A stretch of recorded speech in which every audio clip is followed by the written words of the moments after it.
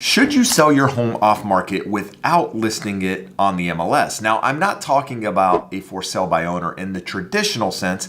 I'm more talking about, hey, someone comes and knocks on your door and asks if you're considering selling your home. And you say, yeah, I've considered it. And then they show up the next day with a written offer. Is that something you should accept? Or on the flip side, should you consider hiring a real estate agent to help market your home, put it on the MLS, and see if they can ultimately net you more money? Well, that's exactly what we're gonna dive into in today's video. And the reason this video is coming up is because I have a potential client that's in this exact same scenario. And we've been going over the advantages of potentially taking that offer versus the potential advantages of putting that home on the market. And so what I wanna do in today's video is break those down for you to help you understand when it makes sense to actually accept that offer versus when it makes sense to actually put that home on the market. But before we dive into that, I'd like to take a minute and ask a favor. If you find any value at all in any of my videos, do me a favor and hit that thumbs up. And while you're doing that, if you could please continue to support the channel and all the work I do here, all the extra time I put in on top of actually selling real estate to help provide a little value and guide you through the real estate process, you can support me by hitting that subscribe button. Now, the very first thing I want you to consider before ever diving into whether or not you should accept that offer versus putting it on the market is consider the current market that you're presently in. Is it a seller's market? Is it a buyer's market? What does inventory look like in your market? Because that is really the foundation where you should start from when considering which direction you should go with your home. Now, in the case that you're in a buyer's market, there's a ton of properties on the market. There's a ton of properties in your neighborhood. That might be a situation where you may consider taking that offer, but not so fast. Let's say you're on the flip side and you're in a market that's a seller's market. There's very little inventory out there. There's still a lot of competition in the market. Well, is that a time when you should consider taking your home off market and selling it? In my opinion, the answer is an absolute resounding no. And that's because I want you to consider why an investor would actually want to buy your home to start with. Investors aren't in the market of buying homes at market value or above market value. Rather, investors are looking for an opportunity to increase the value of a home so that they can profit. And in my experience, most investors want to buy a home where they have to fix it, flip it up, remodel it, whatever they're trying to do. They're trying to buy that home somewhere around 65% of after repaired value, which is ARV, which in layman terms means they're going to give you considerably less for that property than it's actually worth. Now, in some cases, an investor is the right option to buy a home. If you have a property that is truly distressed, where a buyer coming in can't get a loan on that property, then many times you do have to consider the investor route. But even in that scenario, should you take the only offer that you've received, or should you rather put it out there? Or rather, should you hire a real estate agent to try to get more exposure on that property? Because we all know what comes with more exposure. Exposure creates demand. And when you have more demand on a property, guess what happens to the price? The price goes up. But at the same time, I want you to consider an investor has to make a profit on that deal. They're not in the business of breaking even. They're not in the business of losing money. Not only do they have to get that property at a price where they can do the repairs on that value and sell it, they also have to build in that profit margin. But guess what? Guess who doesn't have to build in that profit margin? A potential buyer who's looking to move into that property and make that their personal home, their primary home.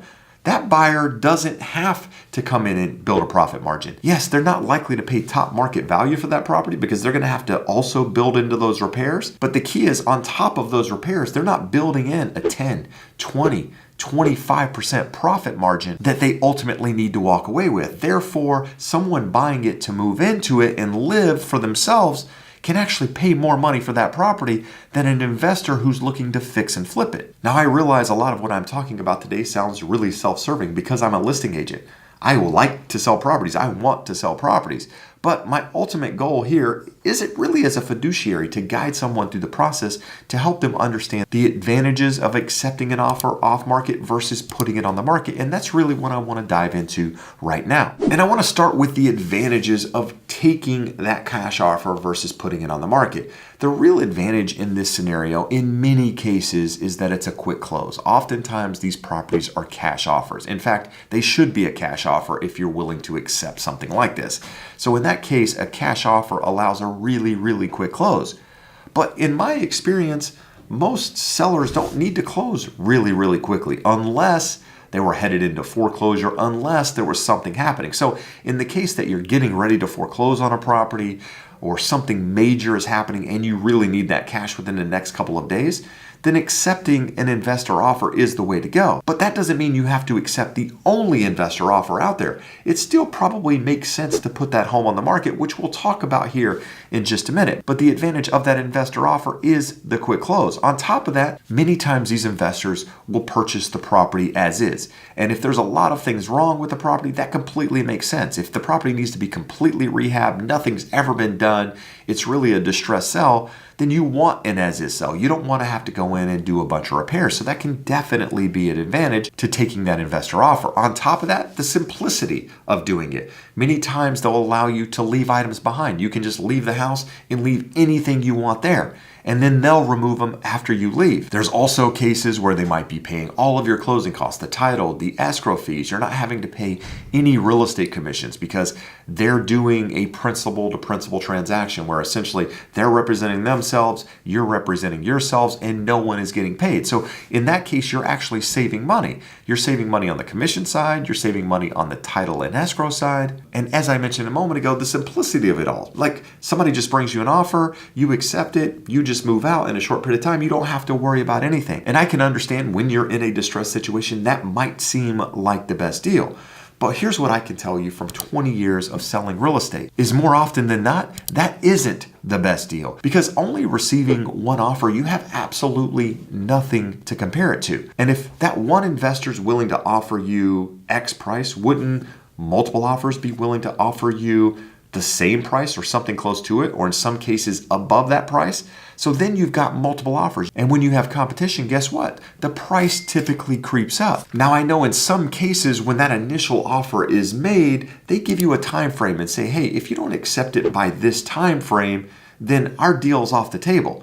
What I can tell you is that that's a scare tactic and something that you absolutely should not consider, because the reality is that investor is still going to be there. They're going to be there 30 days down the road, 60 days down the road, assuming the market still stays the same.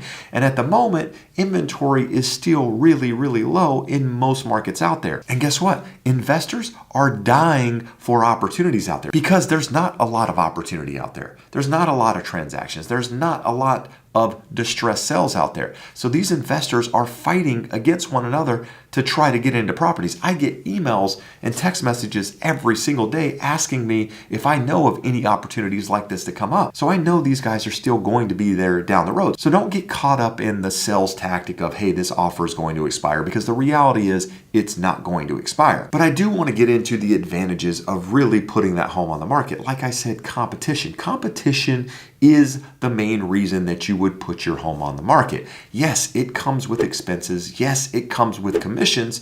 But in the scenario that we're talking about at the moment with the potential client that I'm actually talking about, yes, I'm charging commissions. Yes, he will have to pay title and escrow fees on that transaction.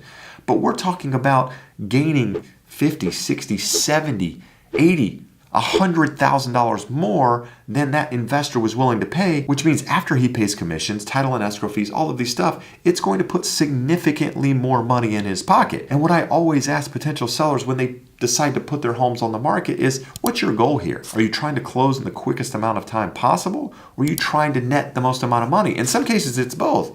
But if your goal is to net the most amount of money, then you absolutely need to put your home on the market. And secondarily, if you're looking for a quick close, guess what? We also have lists of investors that we can send your property out to that will likely agree to the exact same terms, if not higher price, so that you would ultimately net more money, even after paying commission. So without that lack of competition, you're never going to truly see what your home is worth. You've got to go back to that idea that in order to maximize price, you've got to maximize exposure. How do you maximize exposure?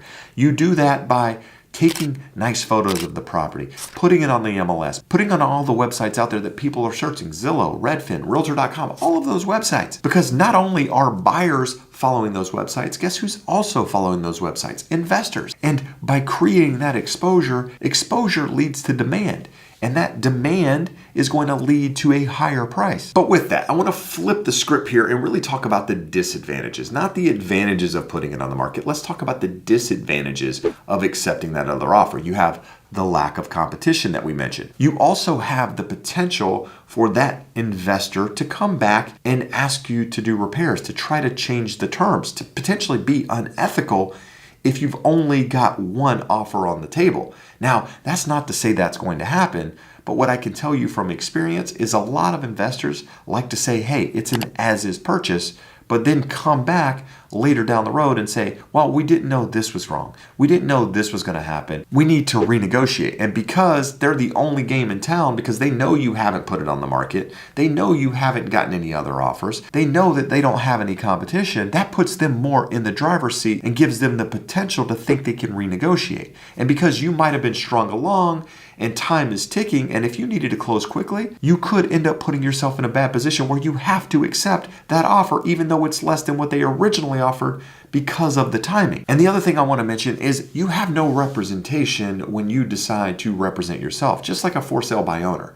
There are certain things that you need to do as a seller, certain things that you need to disclose, certain disclosures that you should fill out in order to protect yourself. And oftentimes when you're dealing with one of these principal to principal transactions, you don't have that protection. You don't have that contract that states that you're responsible for everything that the buyer is actually responsible for on their side, because there's due diligence that needs to be done on both sides. But at the end of the day, it really comes down to creating exposure, creating demand, because that is going to lead to a higher price. So without putting your home on the market, without putting it in front of multiple people to see what multiple people are willing to pay, especially when they're put against one another, you don't truly know the value of your home. So what I would stress is if you're in that situation, if you're considering selling your home, if you think it's a distressed situation, I can't tell you how many times I've walked in to a listing appointment where the seller thought, there's no way I can sell this house.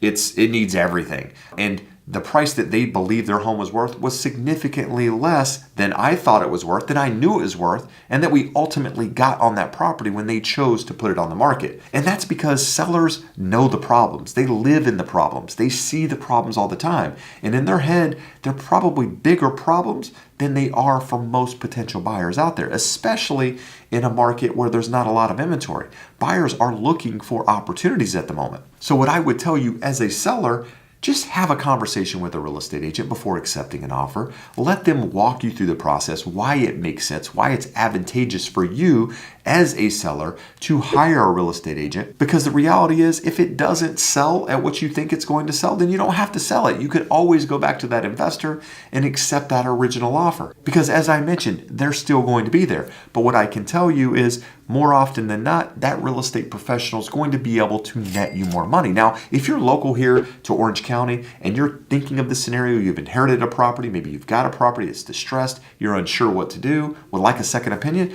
I would love the opportunity to sit down with you, guide you through that process, and ultimately help you net more money. But maybe you're somewhere else in the country and I wouldn't be the best fit for you. Well, I actually created a referral link below where I'm happy to refer you to one of my partners that's outside of the area that can guide you in the exact same way. So if I can be of any assistance, whether it's local and or nationwide, do me a favor and click that link below. Now, if you're in the early stages of considering selling your home, you're looking how to maximize price, profit, everything that we talked about in today's video. You don't really need the cash offer, but you're planning on putting it on the market, wondering where you should focus your time, do me a favor and check out this video here.